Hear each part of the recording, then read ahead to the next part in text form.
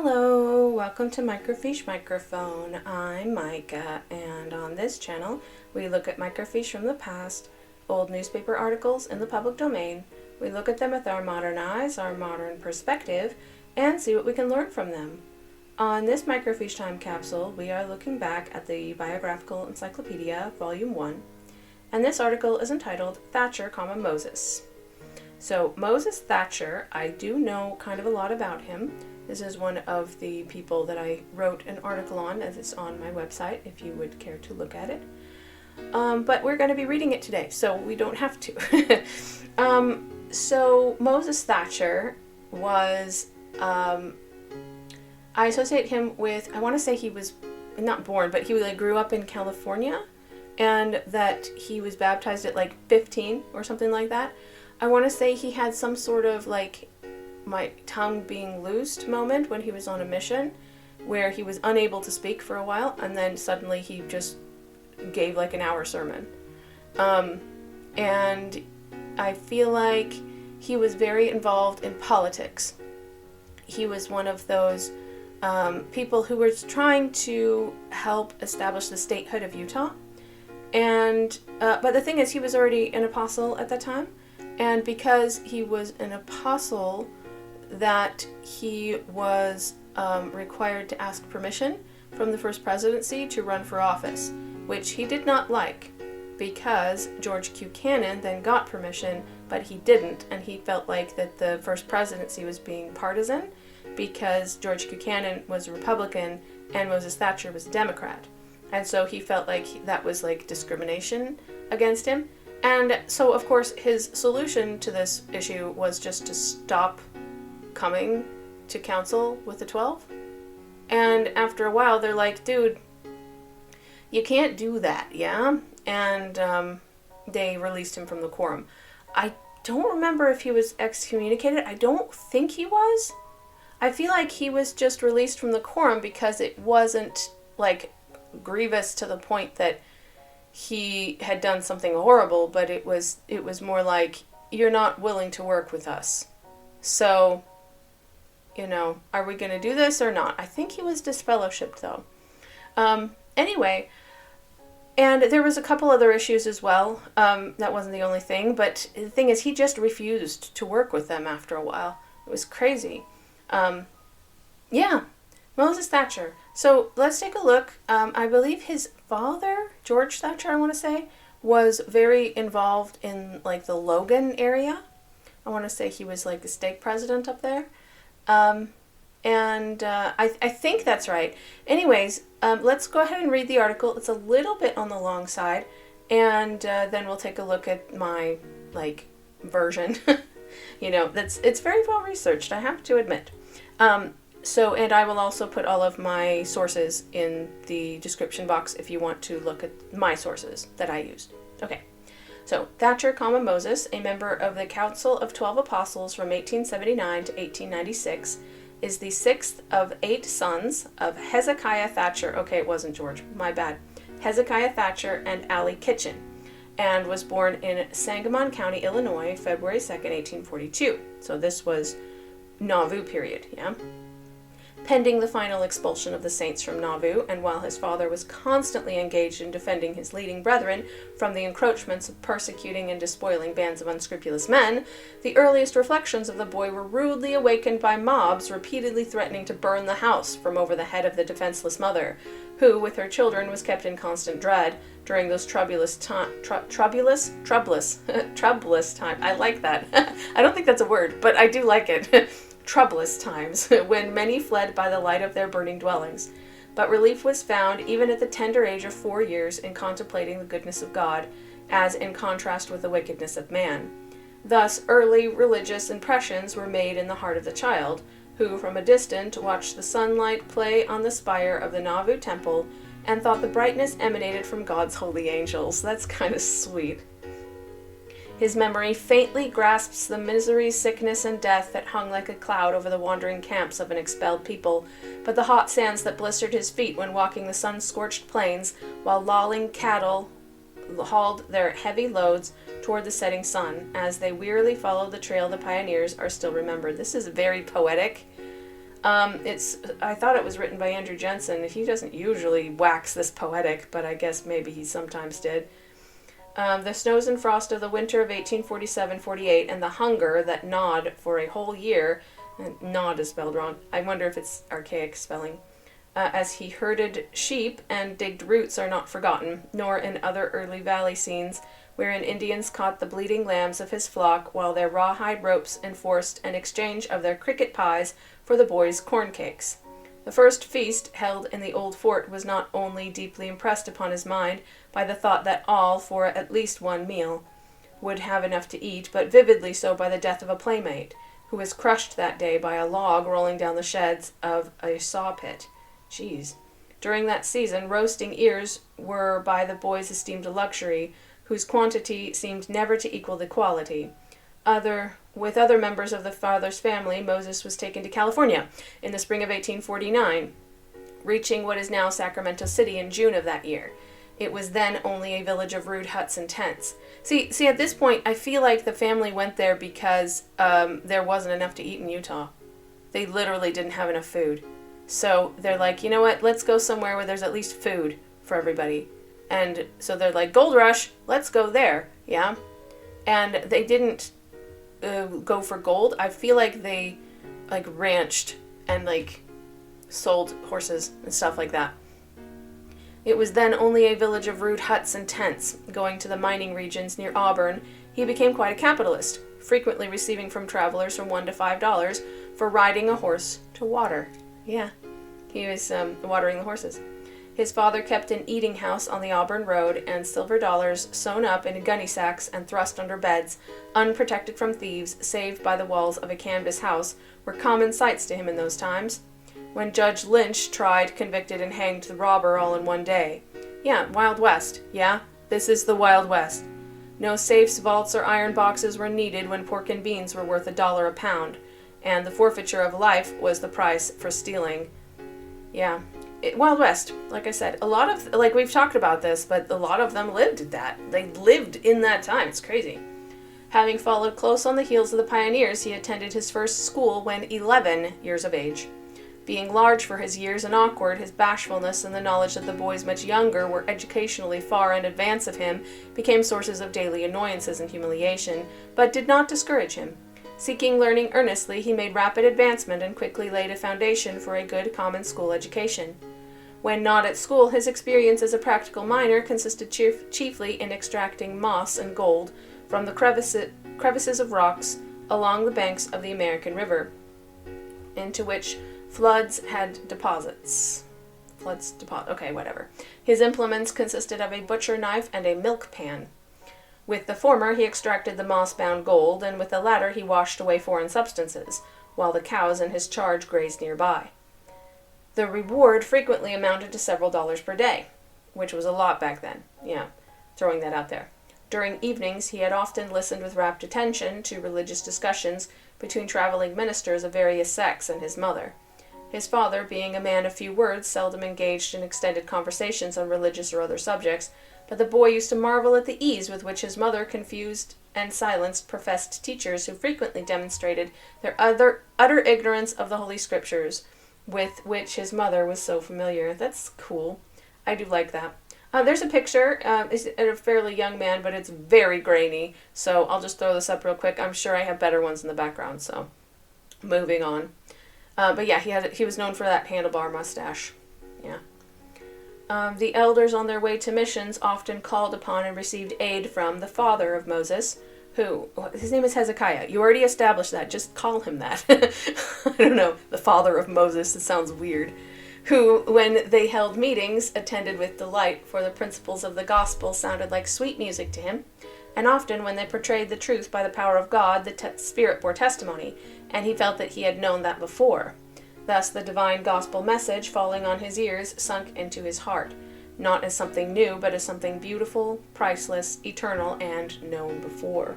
When, therefore, elders Henry G. Boyle, David M. Stewart, and William H. Shearman came with authority to baptize as well as preach, he embraced the truth, being baptized in the Rio Puta, Yolo County, California, December 29th, 1856, by Elder Boyle, who also confirmed him that evening of the same day. and on March 23rd following ordained him an elder. Yeah, but I think he was 15, yeah, at that age. 1 month later, he was called to fill a mission and became a companion of Elder Boyle. He was then 15 years of age, a beardless boy, to undertake to preach to many who knew him as a rider of wild horses and the lassoer of wilder calves, was a task for which he felt himself wholly unqualified, and the very thought of attempting it made him ill. In a small meeting of saints he had tried, by request, to express gratitude for the restoration of the gospel, and while he felt that if he did not praise God, the very stones must, yet when he attempted to speak, not a word could he utter. Yeah, he had that moment. He was feeling mute. He was absolutely mute in that moment. His 2 elder brothers having been assigned to missions in another part of the state, and his father, mother, and other brothers and sisters having arranged to gather to Zion, his feelings were indescribable. A sense of loneliness and of dread seemed to unnerve and utterly prostrate him. It was to the boy an hour of supreme trial, one in which it seemed to him his heart would fail, and yet in that hour of weakness he was taught reliance on the Lord, who was able to make the weak strong for his glory and for the salvation of men. Moses had pled with Elder Boyle not to call him to preach or pray in public, saying that if he could be excused from that, he would be Brother Boyle's obedient and willing servant, blacking his boots, waiting on him, caring for his horse, and in every manner rendering himself useful to his friend. Yeah, he's like, let me do anything else, yeah? For several weeks his appeals were regarded mercifully. When, having attended a Methodist meeting, the saints, and especially the characters of the prophets Joseph Smith and Brigham Young, were cruelly and unmercifully vilified by the minister, one Reverend Blythe. Being the only one of the faith present, Moses was profoundly moved, and in humble, earnest, inward prayer besought the Lord to manifest to him his duty and give him strength to perform it. In answer, he was impressed to reply. Securing permission to speak, the Spirit of God came upon him powerfully, and without the least hesitation or manifestation of timidity, he disproved many of the assertions of the reverend vilifier, and confounded and put him to shame. So much so, that swelling with wrath and high-sounding words, Blythe exclaimed with a sneer that he was grieved and astonished that one so young and apparently good should admit himself to be a Mormon. Whereupon Moses replied, I am not ashamed of the gospel of Christ, where it is the power of God unto salvation to all who believe. Yeah, he's quoting Paul there. And further, said he, Christ declared that those who believed on him should do the works he did and greater works, because he went to the Father. Now our reverend friend has declared that such works are done away, being no longer necessary, and that all who claim to do them or any part of them are impostors. Does it not follow, therefore, that he is no believer in Christ? Judge ye between the Lord and this reverend gentleman claiming in his name to be the teacher. The sheep, knowing the voice of their shepherd, will not follow strangers seeking to lead them astray. That's very powerful. It's very powerful.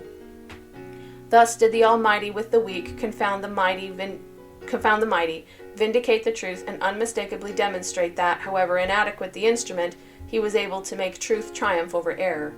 Thereafter, Moses made the Lord the rock of his refuge, and as the boy missionary preached as earnestly, as fearlessly, and as effectively as at any time since. Yeah, he was quite a good speaker, yeah. Wrapped in the Spirit, he sometimes spoke for an hour, often correctly quoting scriptures he had never read, and words and sentences, as he declared, appearing before his spiritual eyes, were read as from an open book. I wouldn't say he never read them. He probably heard them read at least. It just was brought to his mind, yeah? He just didn't remember reading them. I don't believe he never read them. The first mission was terminated by the call home, pending the approach to Utah of the U.S. Army.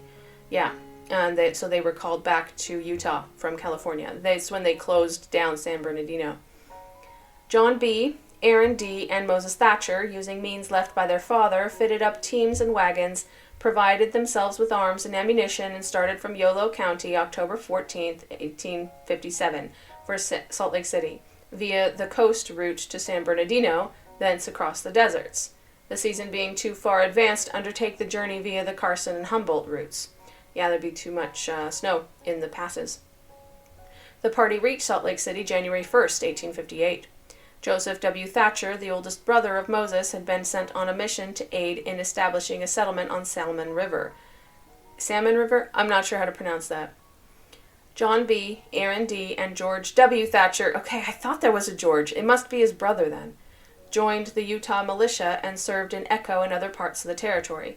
while Moses, not yet 16 years of age, went to school, and after the establishment of Camp Floyd, became a member of the Special Police Force of Salt Lake City, and did service as night street guard. Yeah, he's a hard worker, yeah?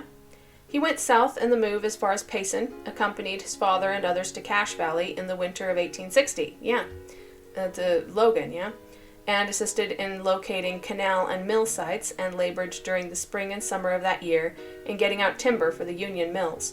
During the winter of 1860-61, he attended the University of Deseret, Professor Orson Pratt Jr. and James Cobb being his instructors.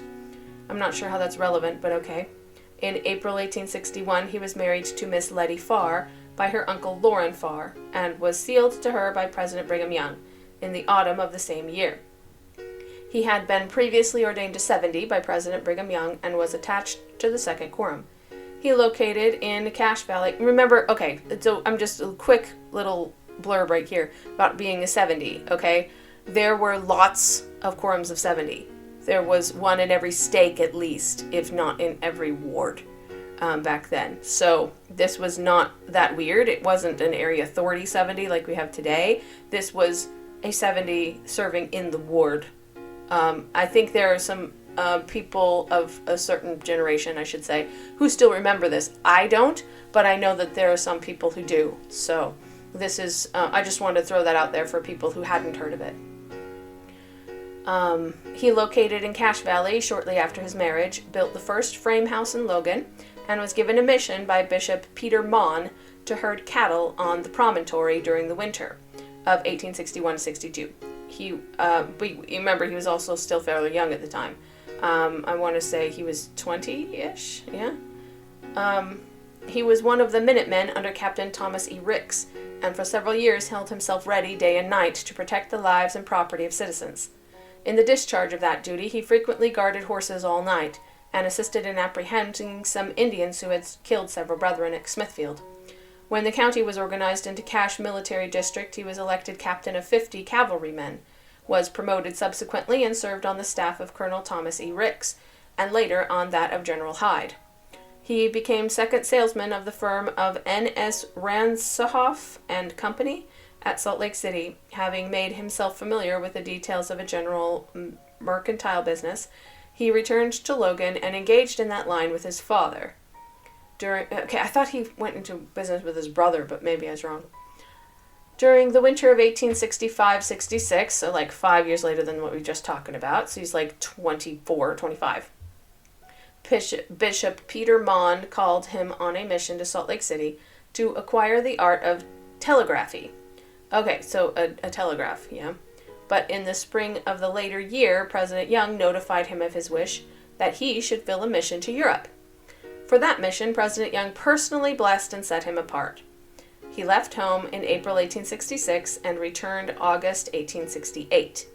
During his absence on that mission, he presided first over the Cheltenham and then over the Birmingham Conference. Owing to exposure, his health was considerably impaired, but his work was successful. See, I'm not sure what they mean by exposure, you know? Does that mean he had, like, a lung problem, or was he, like, I don't know, did he have chilblains? You know what I mean? Like, I don't know what they mean by exposure.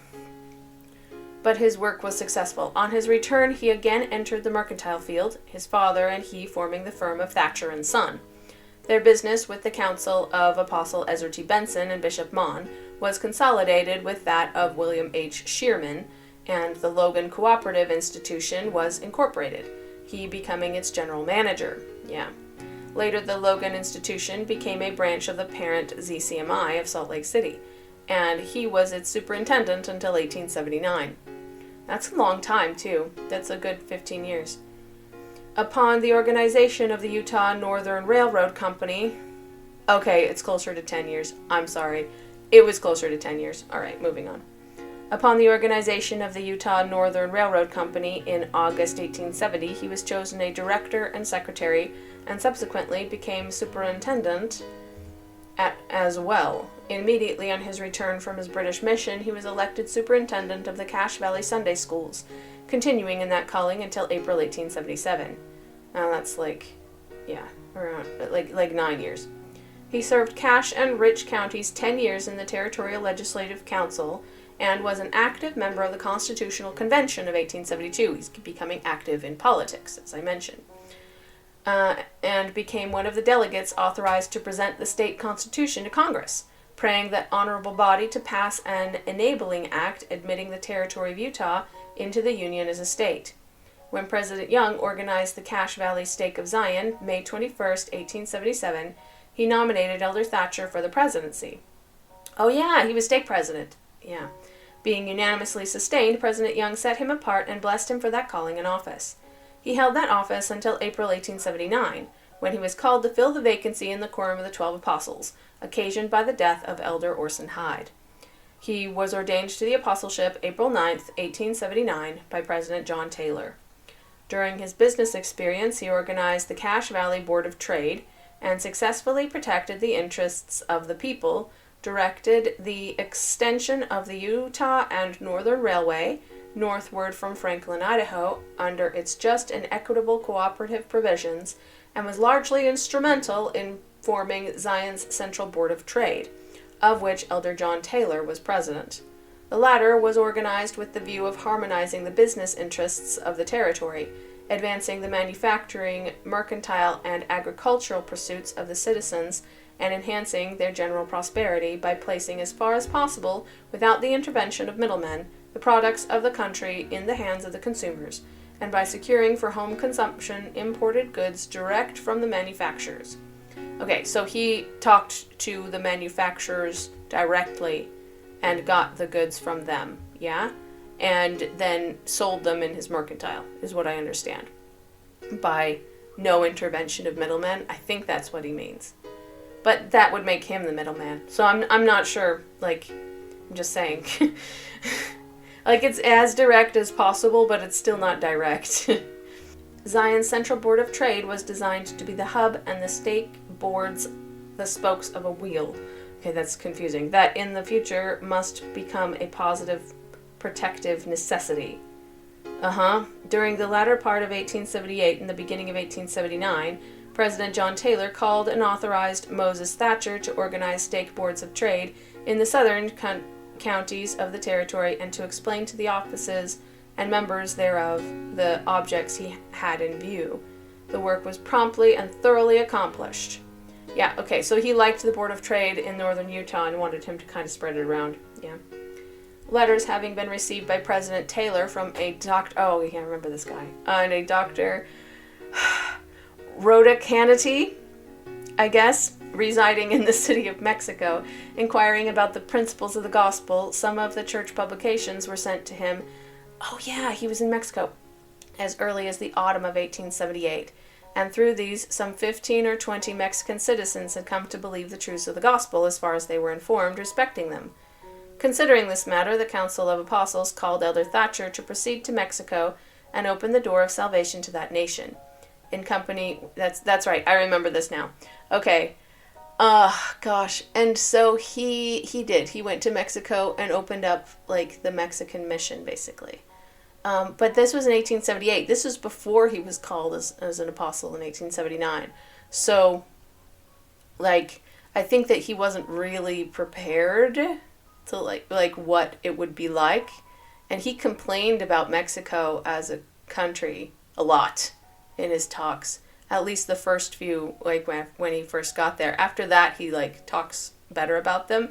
But he was not a fan of the Mexican government, that's for sure. And he's like, dude, you have to work with these people. Like, come on, you know?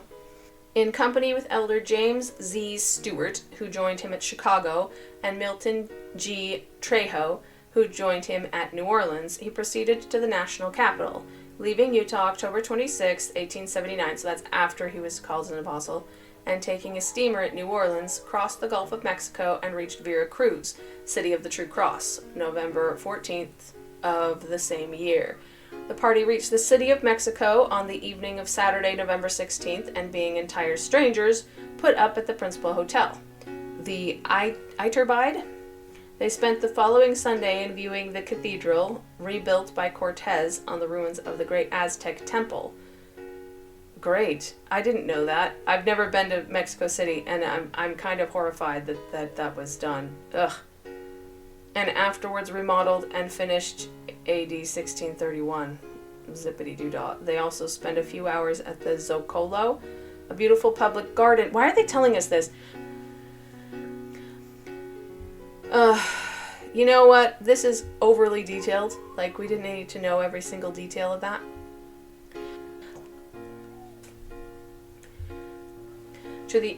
So he blessed the land, dedicated it for the preaching of the gospel, I guess is what you would call that. This accomplished, Elder Thatcher received many expressions of friendship and confidence, leading men assuring him that Mormon colonists would be welcome in the Republic. Left for Utah February 4th, 1880, leaving Elder Stewart in charge of the mission. Reaching Salt Lake City on the 22nd of the same month, he reported to President Taylor, and having on the same day fully explained the causes leading to his return, his action was endorsed by unanimous vote of the Quorum of the 12. 10 days later, Mr. B. Buke arrived and explained in detail the nature and advantage of his valuable concessions as embodied in his contract with the Mexican government.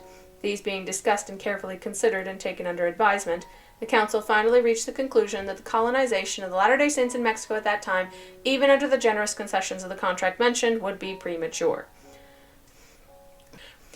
Okay, I'm sorry I was going so fast, but that was just overly detailed, and it was just too much. So let me summarize really quick.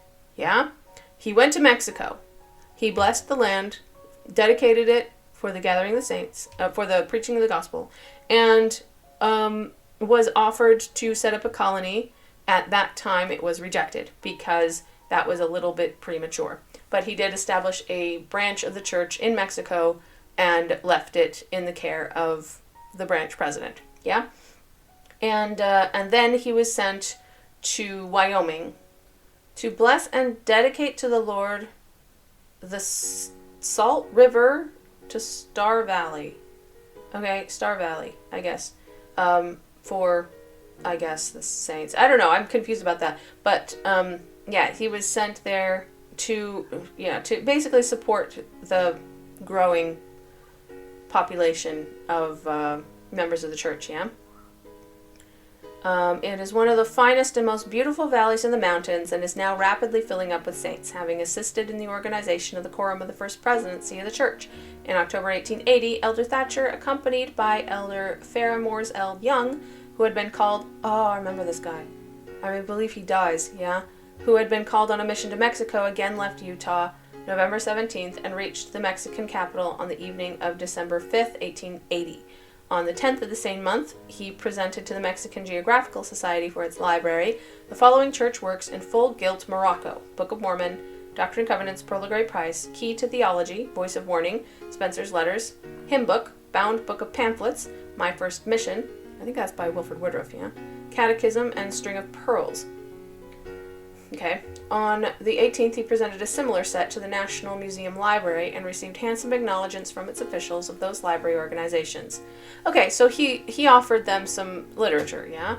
I like that. I also appreciate that it was more of a diplomatic mission at this time. So he went back to Mexico with Ferramors L. Young. If I remember correctly, he dies on the way back and had to be buried at sea. Ferramors does. I am pronouncing his name right. It's a weird name, but that's was his name, Ferramors. The Voice of Warning in Spanish had been extensively circulated, and 4,000 copies of Elder John Nicholson's Means of Escape had been translated, published, and mostly distributed. During February 1881, El Obrigado Cristiano, the monthly illustrated organ of the Methodists North, and Evangelista Mexicano, organ of the same sect South, published articles against the saints. They were promptly replied to through the daily papers. During February and January, I hate it when they do that. They put it in the wrong order. January and February, yeah? Elder Thatcher also wrote a 32-page pamphlet entitled Divine Origin of the Book of Mormon, which was translated into the Spanish and published. He also wrote a series on the same subject for publication in the Contributor, drawing evidence principally from historical works, mainly from the early Spanish historians and from the Lord Kingburn's Mexican Antiquities. Okay. During March, Elder Thatcher wrote Mormon Polygamy and Christian Monogamy Compared, treating the subject and from a biblical, hygienic, physiological, and moral standpoint. Interesting. It was published in the Spanish language and subsequently appeared in serial form in the Contributor. Quite a number have been added to the church since the new year, and a branch was organized at Ozumba at the base of Popocatépetl, 40 miles from the capital. On April 6, 1881 conference, the first Latter-day Saint gathering of the kind in Mexico was held on that mountain about 17,000 feet above sea level. I don't know why that's relevant. It required a day and a half of great exertion to reach the point, but all were richly repaid. The rich may find the Lord in temples, but the poor can find him on the mountains.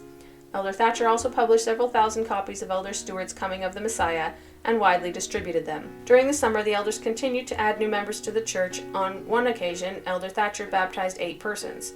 Success created some animosity and jealousy. As a result, a plot was formed to test the divinity of the elders' calling and discipleship by means of poison. Lovely. One party agreed to furnish the poison, and the other was to place it in the water from which the elders drank. The heart of the latter failing him, he came to Elder Thatcher and confessed the whole thing. Good. Elder Thatcher was released from this mission in August, notice being received by telegraphic message on the 6th of that month. 61 persons had been baptized. Accompanied by Elder Faramores L. Young, he left the city of Mexico for home via Veracruz, Havana, and New York. Elder Young was ill, and it was thought with malarial fever, but the disease developing into typhoid pneumonia. He died on the night of September 27th between Havana and the coast of Florida. There being insufficient ice on board the steamer to preserve the body, the weather being extremely oppressive, and no means of embalming, necessity compelled his burial at sea, which was done on the following day at 1 p.m., within about 20 miles of the coast of Florida, in latitude 27, longitude 29. I love how specific they are on that one. Okay, he was buried at sea. The care and subsequent death of his young missionary companion and his burial at sea, far from his mother, relatives, and friends, was a trial under which Elder Thatcher's physical and mental powers encountered a test that greatly impaired his health and depressed his spirits. Yeah, he was upset about that. He wrote a whole article about it, detailing exactly what happened. I think that's kind of an outlet for him when he likes to sit down and write about things that he feels strongly about. He reached home October 8th, bringing with him Fernanda Lara, a young Mexican convert. I don't know what the significance of that is. While in the Council of the Legislative Assembly and pending the passage of the Edmunds Bill, Elder Thatcher was called to Chicago, New York, and Washington, D.C., being accompanied by Elder John Henry Smith. They carried with them numerously signed petitions asking Congress to pass no further proscriptive laws against Utah's people before sending a commission of investigation. They reached Washington February 23, 1882, returned and attended the April conference of the church. At the following October conference, Elder Thatcher was called, in connection with Elder Erastus Snow, to explore in Mexico with a view of finding and purchasing some place suitable for a settlement of our people in that republic. They explored the headwaters of the Rio San Pedro and examined the San Bernardino Ranch and one of the tributaries of the Bivispa and Yagain rivers in Sonora. Elder Snow, owing to illness, having returned home early in January, Elder Thatcher took a small company and a guide and explored the Santa Cruz, Cocos, Peru, and Magdalena valleys. He expected to cross into Mexico at La Noria, near San Rafael, but finding no Mexican custom house there, he had to go out of the way, nearly 100 miles to Nogales. The guide was greatly annoyed by reason thereof and desired the company to go in without the necessary official permit, but his wishes were not complied with. Later, the party learned that 15 Mexican citizens had been killed by Apaches on the road, as near as could be calculated, at the point where the company would have been about the hour of the same day when the killing was done. So they were lucky, they missed it. Elder Thatcher returned to Utah in February 1883. Oh yeah, but they completely skipped over the fact that they did set up a colony. Yeah, that was the Colonia Juarez colony. So I'm surprised that they didn't mention that. Elder Thatcher returned to Utah in February 1883, and in July following went on a mission to the northern Indians, having for missionary companions Elders William B. Preston and others.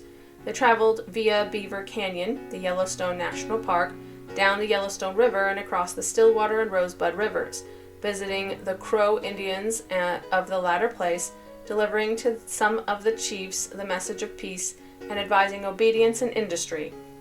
They crossed the country mainly on an Indian trail to the Wind River Washakie Agency, where council was held and similar advice given to the leading men. The party returned in September, having traveled some 1,250 miles. In December 1883, Elder Thatcher was called to assist Delegate Kane at Washington, D.C. by soliciting the influence of personal friends and through them that of influential parties. He left home January 4th and returned early in April 1884. In October the same year, he filled another mission to the Shoshones, who were disposed to be turbulent, sent presents and word, urging Washakie and his people to be at peace and not war. The advice was observed. In January 1885, he accompanied President Taylor and party to Arizona and Mexico, and again explored on the Magdalena River in Sonora. He was appointed chairman of an exploring and purchasing committee of lands in Mexico. President A.F. McDonald, Christopher Layton, Jesse N. Smith, and Lot Smith being the other members of the committee. He reached... I don't know why that's relevant.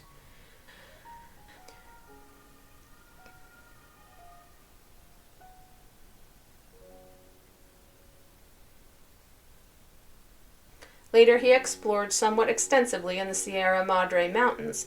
For a number of years, he acted as President Wilford Woodruff's assistant in the superintendency of the Young Men's Mutual Improvement Associations, and was also an earnest writer for the Contributor, not being... Okay. End of thought, yeah? Then, so all of the stuff he did, it was all, like, obedient, doing things he should be doing, going on, and now all of a sudden, flipping a switch. Not being in harmony with his brethren in the 12 apostles, Elder Thatcher was not sustained in his position as one of the 12 at the General Conference of the Church held in April 1896. The vacancy caused thereby in the Council of the 12 Apostles was filled in October 1898.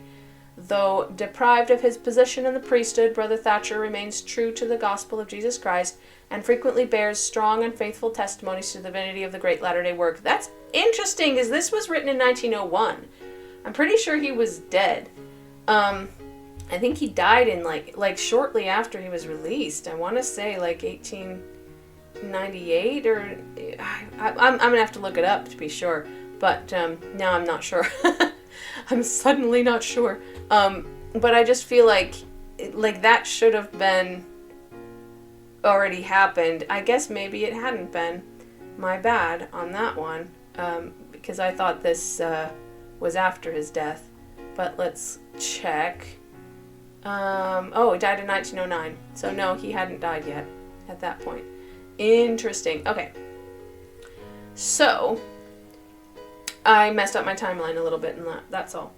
But that's the end of the article. Thank goodness. That was a very long and overly detailed article on a lot of subjects that I feel like are not actually necessary.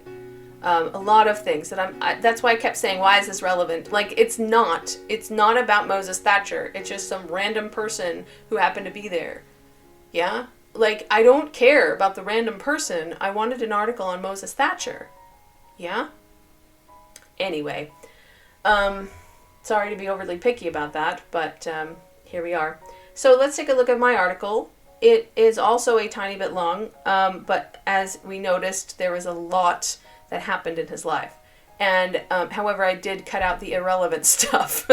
So, alright. And I also used a lot of different sources for this one. This one took me a really long time to write, and some of it was like, how do I word this? You know, because it's a little bit difficult to bring across, like, how I feel about this, and, like, how he felt about this at the time. Anyway, I always start with the scripture, so the one I chose was Doctrine and Covenants 98:5. And that law of the land, which is constitutional, is justifiable before me.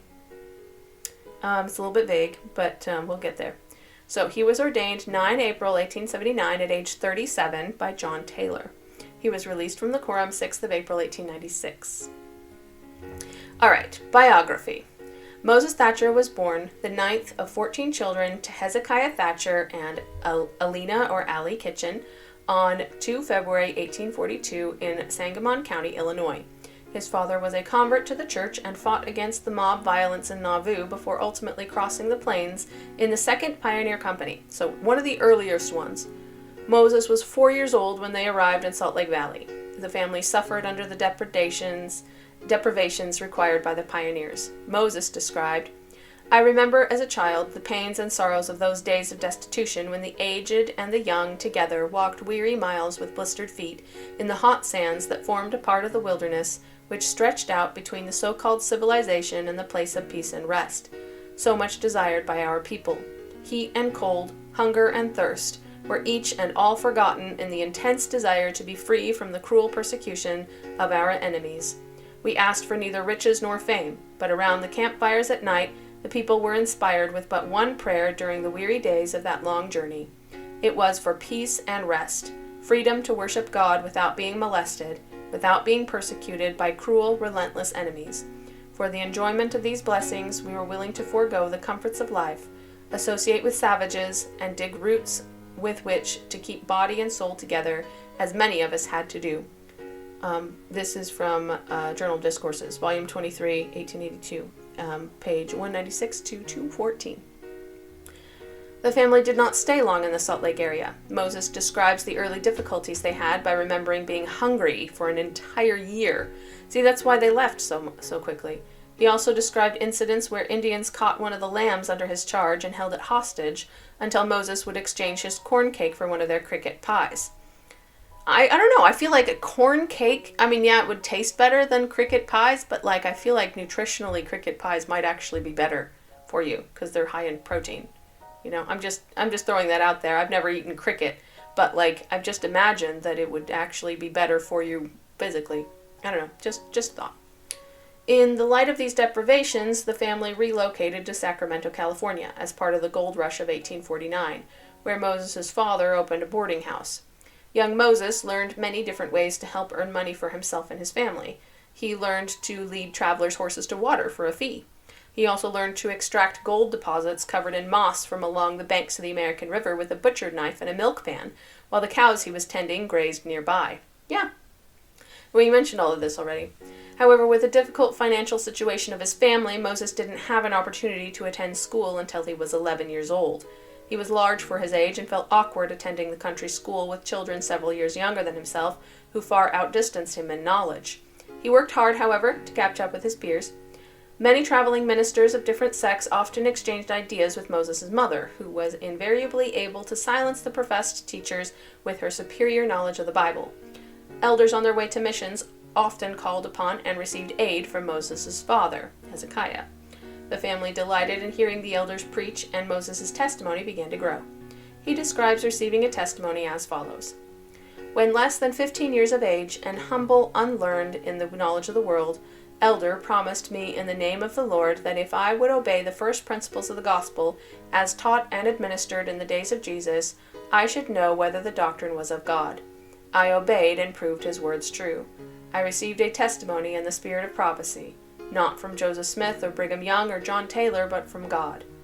That's Journal of Discourses, Volume 26, 1885, pages 303 to 315. Missionaries from the church visited the Thatcher family again in 1856, this time with power to baptize, and baptized Moses and several of his brothers. Moses, at age 15, was ordained an elder 3 months after his baptism, and was called as a missionary to labor with the elders in the area. The following is an account from the Latter-day Saint Biographical Encyclopedia about his tongue was loosed on this initial mission. I'm going to skip that because we just read it, but it's the feeling of when he had his tongue loosed, yeah? Alright. Thereafter, Moses made the Lord the rock of his refuge, and as the boy missionary preached as earnestly, as fearlessly, and as effectively as at any time since. Wrapped in the Spirit, he sometimes spoke for an hour, often correctly quoting scripture he had never read, and words and sentences, as he declared, appearing before his spiritual eyes, were read as from an open book. Yeah. So, I don't want to go deeper into that. Moses described this mission at the time when he received a knowledge from God of the divinity of this work, and that testimony never left him. Thatcher, the Latter-day Saints Millennial Star, 1879, page 706. 1857 saw the beginning of the Utah War and the recall of all the saints to Utah for protection. The family relocated to the Salt Lake Valley, where Moses was able to attain a better education. Possibly because of his experiences there, Elder Thatcher later said, "It is our duty as young men, as middle-aged men, and as aged men to bestow great care and attention on the education of the young." Volume 20, 1879, pages 192 to 195. While enrolled at the University of Deseret, he married Celestia Ann, or Letty, Farr, 7 April 1861, at age 19, and was ordained to 70 by Brigham Young. Shortly thereafter, he built the first frame house in Logan and relocated there with his bride, while he began married life by herding cattle. He also served as one of the Minutemen of the militia, being ready to defend his home and those of others night and day. He was later elected captain of 50 cavalrymen in the Cache Military District. He worked as a salesman at N.S. Ransohoff and Company in Salt Lake City and returned to Logan after learning as much as he could about the mercantile business. Then, in 1865, he was called on a mission to Salt Lake City to learn telegraphy, but this was interrupted by a call to his first foreign mission to Europe in April 1866, having been personally set apart by President Brigham Young. He presided over Cheltenham and Birmingham, England, returning in 1868. Following his mission, he entered the mercantile business, forming the company Thatcher and Son with his father, which later became the Logan Co-op with Moses Thatcher as its manager and later still a branch of ZCMI. See, those are the points I found interesting.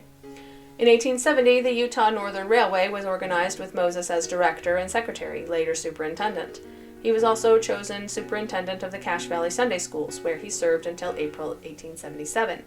He served in the Territorial Legislative Council and worked as a member of the Constitutional Convention of 1872. At the organization of the Cache Valley Stake in May 1877, Moses Thatcher was called and set apart as president of the stake by Brigham Young, a position he held until his call to the apostleship. On 16 February 1878, Moses Thatcher married his second wife, Lydia Ann Clayton.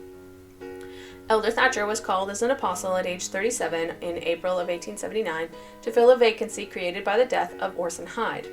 From the time of his call until his release, he authored a number of articles for the official church publication, The Contributor. He was called to go to Mexico shortly after his call to the apostleship, where he opened the Mexican mission, accompanied by elders Stewart and Trejo, two of the original missionaries to Mexico. By the end of 1879, 16 people had been baptized to Mexico.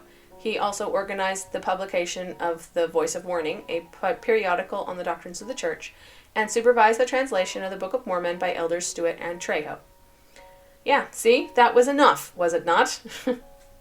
After a meeting with a certain Emilio B. Buke, a Belgian gentleman of influence and experienced with colonization, Elder Thatcher felt impressed to propose the colonization of the saints in Mexico to President John Taylor. The idea was considered a good one, but premature. After a short visit to the eastern United States and Star Valley, Wyoming, Elder Thatcher returned to Mexico to continue the work there. He oversaw the publication of a 32-page pamphlet entitled Divine Origin of the Book of Mormon, translated into Spanish. He was released in August 1881, having baptized 61 people, and returned to Utah accompanied by Fernando A. Lara and Farrah Moore's L. Young by ship. Farrah Moore's Young became quite ill on the journey and died of typhoid fever, ultimately being buried at sea somewhere off the coast of Florida, of which Elder Thatcher gave a detailed report in General Conference. Yes, that was enough. Yes, is that not enough information on that point? Of this time, Elder Thatcher said, "We feel that a great work will be accomplished in the Republic of Mexico, showing that he possessed the spirit of prophecy." Thatcher, 1880, page 15. He was impressed by the knowledge of the native people of many Old Testament happenings, and felt certain that they were descendants of the Lamanites. One can say that this attitude toward the Mexican people was unusual, also considering that he was not free to proclaim the gospel during his visit there, as he described there not being so much religious liberty there as many supposed. Thatcher, The Latter-day Saints Millennial Star, 1881, page 756. Between 1879 and 1887, Elder Thatcher was alternately sent to Mexico, preaching the gospel, meeting with government officials, and organizing colonies; to Washington, D.C., to please the cause of the states regarding the Edmunds Act and working for the statehood of Utah, and as a missionary to various Indian tribes in Wyoming and the surrounding areas. He also served for years as assistant superintendent of the Young Men's Mutual Improvement Association under Superintendent Wilford Woodruff. One example of his work in Mexico occurred in 1885. After Elder Thatcher had supervised the purchase of land to establish a colony in Chihuahua, the governor of Chihuahua issued an expulsion order of the Americans living there, but was persuaded to defer to a higher authority. Elder Thatcher and Brigham Young then traveled to Mexico City and had interviews with the Minister of Foreign Affairs and the Minister of the Interior and Colonization on the subject, as well as President Porfirio Diaz, president of the country. The order from the governor of Chihuahua was revoked, and the governor later removed from office for refusing to heed the counsel of his superiors. See, that's quite interesting. Why didn't the article mention that?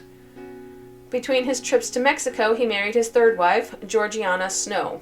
daughter of Erastus Snow, 31 August 1885 in St. George. But just as many general authorities of the day, Moses Thatcher was arrested in 1887 for unlawful cohabitation, but was later discharged for lack of evidence. See, and that was also not mentioned, and I think that that's important. To get through this time, Elder Thatcher put his trust in God. However much we may dread imprisonment and death, God is stronger than all and will bring us safely through. Thatcher, Latter-day Saints Millennial Star, 1889, page 723. Later in life, Elder Thatcher spent much of his time dealing in politics, traveling several times back and forth to Washington, D.C. to lobby Utah's statehood. Partly due to his hard work in drafting the Constitution, Utah was admitted to the Union in 1896. Elder Thatcher was a passionate Democrat, and even once proclaimed Satan the author of the Republican Party, prompting a curt rejoinder by Joseph F. Smith and John Henry Smith. Britain, 1999, When God Speaks. Politics played a large role in the culture and mood of the area, being stirred up by Utah's imminent admittance as a state.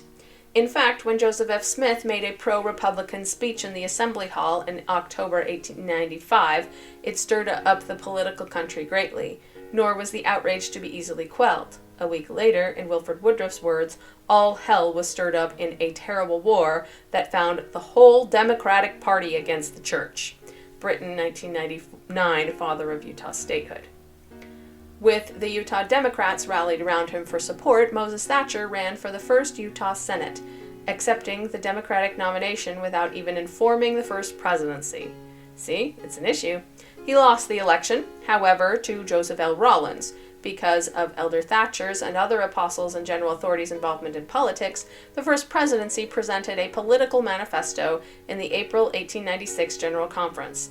The manifesto stated that no general authorities will accept political office or enter into any vocation that would distract or remove them from their religious duties. Chase, 2013, Chapter 38, without the approval of the first presidency.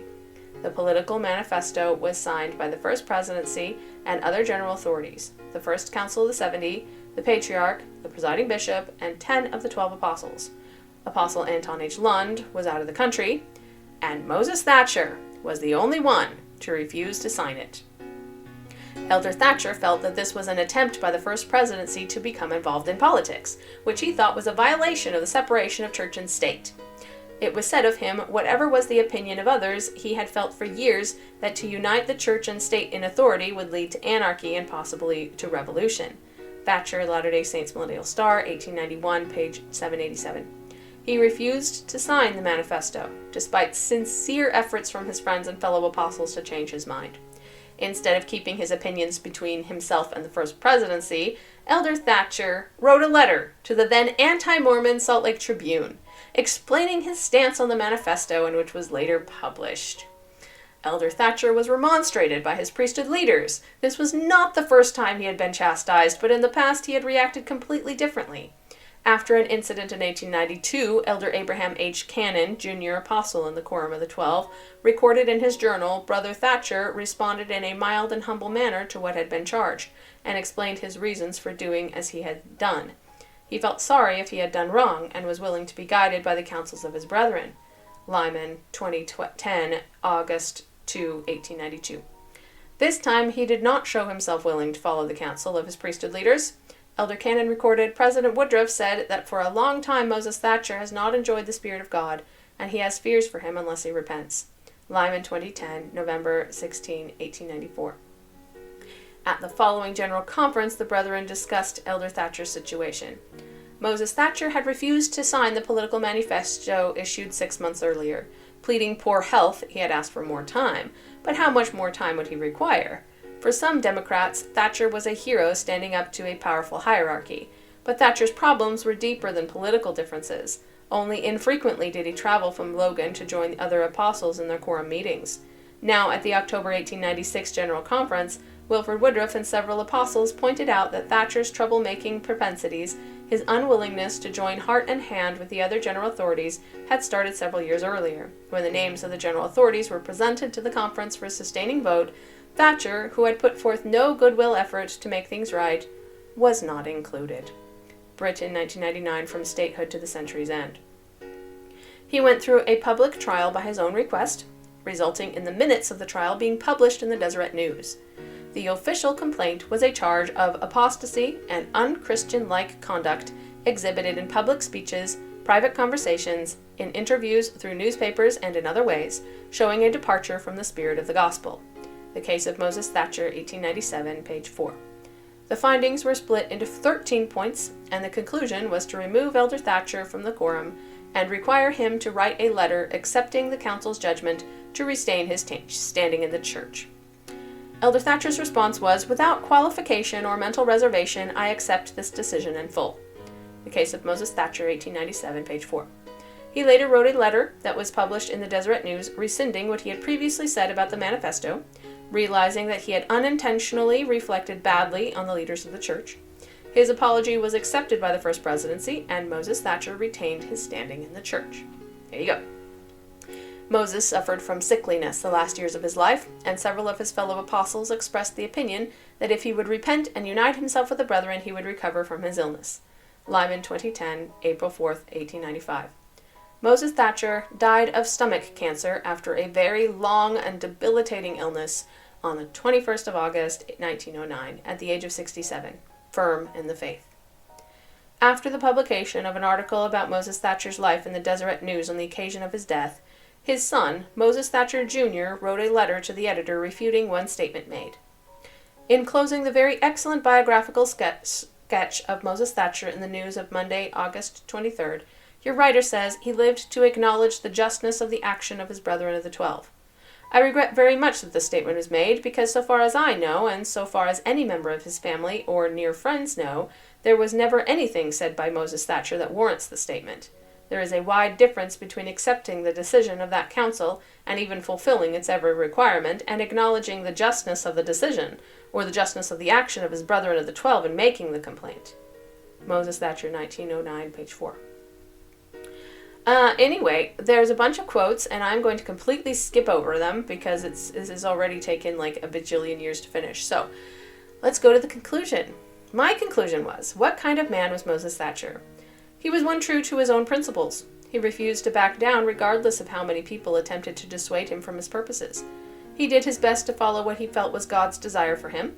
He, however, also had a prideful streak, as many of us do. This caused him to need chastisement several times throughout his life. When that occurred, he originally did his utmost to accept judgment with humility, but as he became more set in his ways, he found it more and more difficult to do so, ultimately leading to his refusal to follow the counsel of his priesthood leaders. He felt justified in his decisions to the end of his days, as described by his son. Thus, it is abundantly clear that, to his credit, public opinion truly didn't interest him. He shall be remembered as a man who always did what he felt was right and stuck to his principles, regardless of who was against him.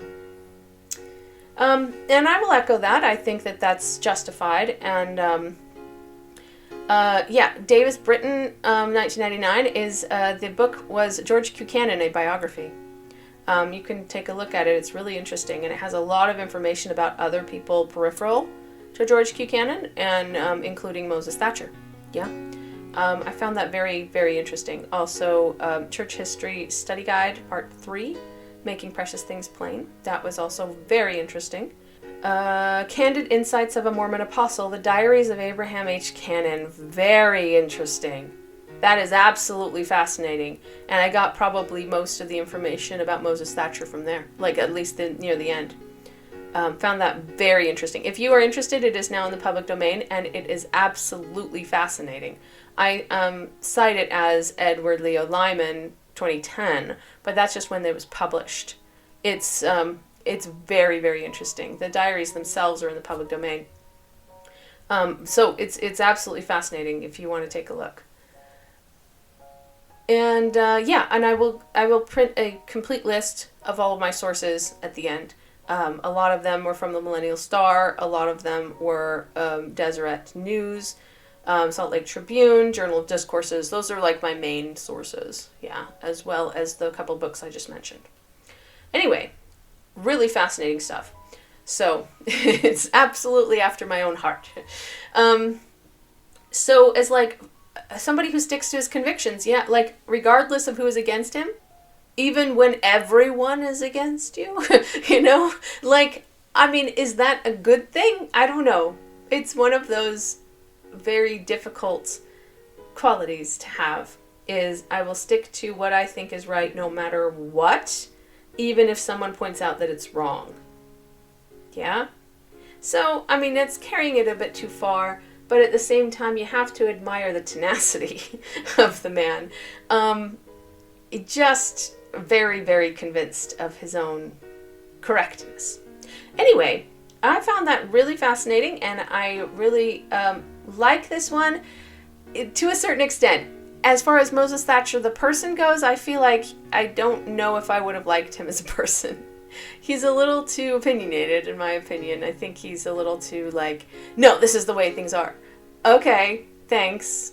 Yeah, he felt very, very strongly about many things. So, but did he do a lot of good work? Yes, he did.